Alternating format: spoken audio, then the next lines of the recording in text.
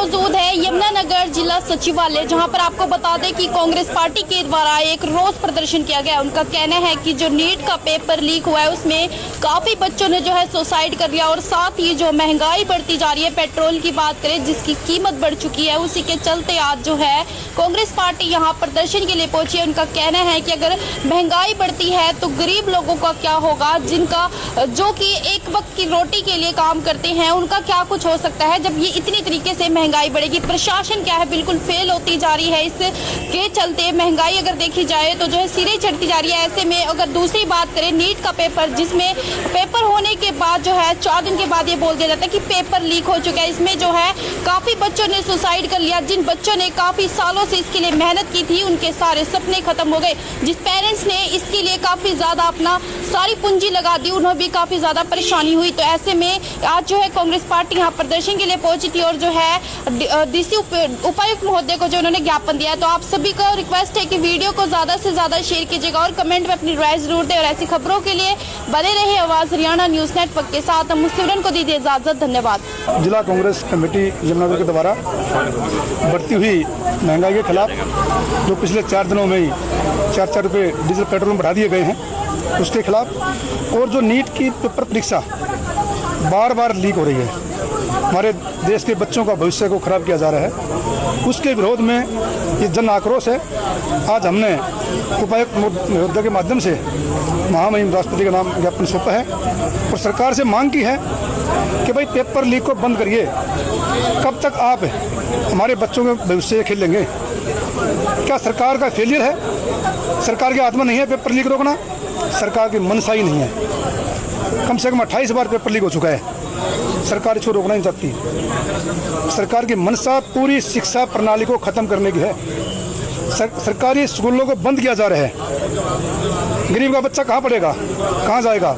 सभी संस्थाओं पे आज भारतीय जनता पार्टी ने आरएसएस का कब्जा करा दिया है। शिक्षा प्रणाली पूर्ण रूप से खत्म करने जा रहे हैं। महंगाई कितनी मार है कि गरीब आदमी को अपना चूल्हा चलाना मुश्किल हो गया है। ये सरकार का फेलियर है कि समय रहते हुए मोदी सरकार ने कदम नहीं उठाए, और समय रहते हुए कदम उठाए होते तो आज इतनी महंगाई ना बढ़ती।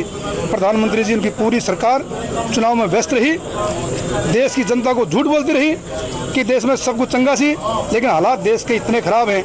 हमारे आदरणीय नेता राहुल गांधी जी ने पहले ही बताया था कि देश में बहुत भारी संकट आने वाला है, तब मोदी सरकार ने उनकी बातों का मजाक उड़ाया था। वही बातें मोदी जी ने देश की जनता के सामने आने के बाद कही हैं कि भाई देश आज संकट में गुजर रहा है। क्या मोदी साहब सो रहे थे? उनको नहीं पता था कि देश में संकट आने वाला है? लेकिन वो देश की जनता से झूठ बोलते हैं और बार बार झूठ बोलते हैं, गुमराह करते हैं। अपने आप तो विदेशों में घूमते हैं और हमें कहते हैं कि अपनी गाड़ी चलाना कम कर दो, पेट्रोल डीजल लगाना कम कर दो, सोना खरीदना बंद कर दो, विदेशों में घूमना बंद कर दो, शादियां करना बंद कर दो। प्रधानमंत्री जी, पहले आप उदाहरण बनिए, आप विदेश यात्राएं बंद करिए, तब देश की जनता को संदेश दीजिए। अब देश की जनता मूर्ख नहीं है, सब जानती है। आने वाले दिनों में देश की जनता इनको मुंह तोड़ जवाब देगी और सरकार परिवर्तन होगा। सर, मुख्यमंत्री जो है साइकिल पर सुखना लेक पहुंचते हैं, सारा काफिला है, तमाम मंत्री जो इस तरीके से ईंधन बचत करने का कार्य कर रहे हैं, क्या कुछ लगता है? ये एक ड्रामा है, ये एक ड्रामा है, एक दिखावा है। एक दिन सरकारी बस में चलने से या रिक्शा में बैठ के जाने से क्या महंगाई कम होगी है? अरे आप रोज चलिए ना, रोज चलिए, पैदल चलिए, बस में भी क्यों? बस में डीजल लगता है, अब जाइए पैदल। ये ड्रामा है, धोखा है एक। अब ये जनता धोखे में आने वाली नहीं है। करने के लिए पहुंचे थे, क्या मांगे और क्या आगे कार्रवाई की?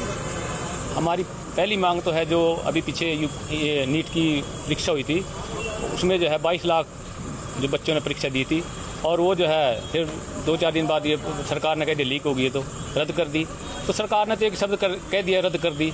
ये नहीं पता कि कितनी मुश्किल से जो है बच्चे तैयारी करते हैं, 3-3, 4-4 साल जो है कोचिंग लेने के बाद फिर परीक्षा में बैठते हैं, क्योंकि वो परीक्षा भी काफ़ी मेहनत से जो है मेहनत करने के बाद ही जो उसमें बच्चे बैठते हैं। तो ये बच्चे को के जो भविष्य से खिलवाड़ कर रही है सरकार। और हरियाणा की बात करूँ तो हरियाणा में तो ये लगाओ जितनी भी भर्तियाँ हुई हैं 100% लीक होगी भर्तियाँ। सरकार ये जो है युवाओं को नौकरी नहीं देना चाहती हरियाणा सरकार भी। और अब ये जो अब पीछे जो रिजल्ट आ रहे हैं उनमें जो है डी ग्रुप को छोड़ के बाकी सारे बच्चे जो है अदर स्टेट से लगा रहे हैं। तो हरियाणा के जो है युवाओं के साथ जो है बहुत जो है नाइंसाफ़ी कर रही है सरकार।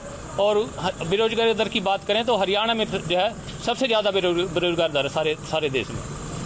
जो नीट की परीक्षा अब थी तो रद्द होने की वजह से कई बच्चों ने जो सुसाइड कर लिया, तो सरकार उनका क्या कंपनसेशन कर सकती है सरकार? मगरमच्छ है, उनको जो बड़े मगरमच्छ है उन तक जो है उनको जो है गिरफ्तार करना चाहिए, क्योंकि अभी 2-3 लेक्चरर को गिरफ्तार किया, उनकी वो इतनी बड़ी परीक्षा थोड़ी रद्द करा देंगे। ये तो बड़ा भ्रष्टाचार का मामला है, इसकी जो है निष्पक्ष जाँच होनी चाहिए और जो दोषी हैं उनके खिलाफ कड़ी कार्रवाई होनी चाहिए।